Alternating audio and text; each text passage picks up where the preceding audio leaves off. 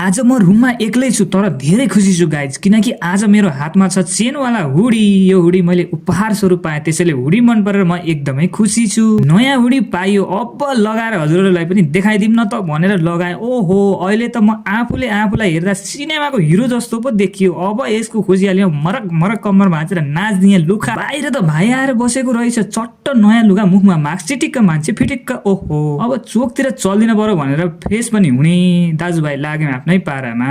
चोकमा आएँ, लास्टै धेरै ट्राफिक जाम। आफूलाई फेरि भोकले पेटमा मुस्सा दाउरेर भइरहेको, के खाम। घुम्दै फिर्दै यो सेतो टावर आएँ, भिडियो बनाउँदै चिलपारामा सिंहदरबार जाने बाटोतिर लाएँ। जाँदा जाँदै बाटोमा एटिएम भेट्यौँ। कार्ड मेसिनमा राखेर हात्ती कति बेला झर्छ भनेर कुरेको हात्ती फ्याट्ट निस्कियो। आजको हाम्रो अबको प्लान भनेको बालेन दाइले व्यवस्था गरेको वाटर मेसिनबाट पानी पिउनु थियो। हामी यसरी मोबाइलमा सुरुमा नयाँ बानेश्वरको म्याप राखेर सुन्दराबाट बानेश्वर हिँडेर आयौँ। अबको हाम्रो टार्गेट वाटर भेन्डिङ मेसिनमा पुग्नु थियो। 8 देखि 10 मिनेट हिँडेर बालेन दाइले व्यवस्था हानेको वाटर भेन्डिङ मेसिनमा आयौँ। माथि ठुलो अक्षरमा वेलकम लेखेको। आहा, कति राम्रो। म त यो मेसिनबाट पानी निकालेर खान आत्तिएको। हेर, यहाँ नोट छिराउने ठाउँ देखेँ। हतारमा 5 रुपैयाँ छिराएको के थिएँ। यतापट्टि दुलोमा के हो, पैसा वारवार्ती झरे जस्तो। ओहो, के झरे भनेर हात छिराएको सिक्का पैसा पो रहेछ। यसरी नोट साटेर सिक्का आउने सिस्टम। ओहो, बडो अचम्म। बालेन दाइले कहाँबाट यस्तो आइडिया आयो भनेर एकछिन सोचेँ। यता फेरि 1 रुपैयाँको सिक्का हालेको कप पो झर्यो। यहाँबाट पानी पिउने कप आउने रहेछ।